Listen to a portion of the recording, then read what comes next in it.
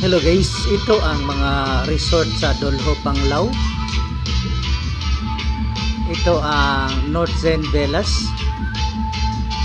Hindi maganda ang kanilang beach pero maganda yung kanilang boardwalk. Mayroon pa sila cafe and bar sa dulo ng boardwalk. Maganda rin ang kanilang pool pero as to what I understand, pool are usually for kids. Hindi nasisiyahan masyado ang mga adult sa pool. Mas preferable namin ang beach, open beach, kaysa stagnant ang tubig, halo-halo na ang dumi dyan.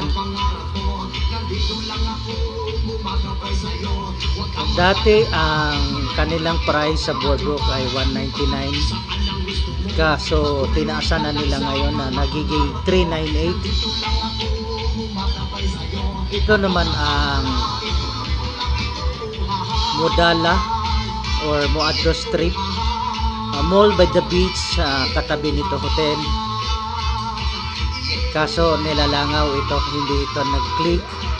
Lugi ang mga nagre-renta sa mall, wala masyadong katao-tao. Pupunta lang mga tao dyan, picture-picture, pasyal-pasyal, pero ang kanilang hotel naman nag-click, marami pa rin tao ang kanilang hotel.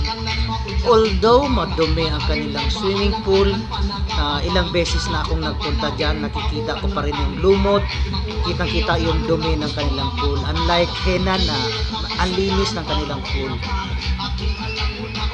Anyway, thank you for watching guys. Please like, comments or subscribe to my channel. It will help me a lot.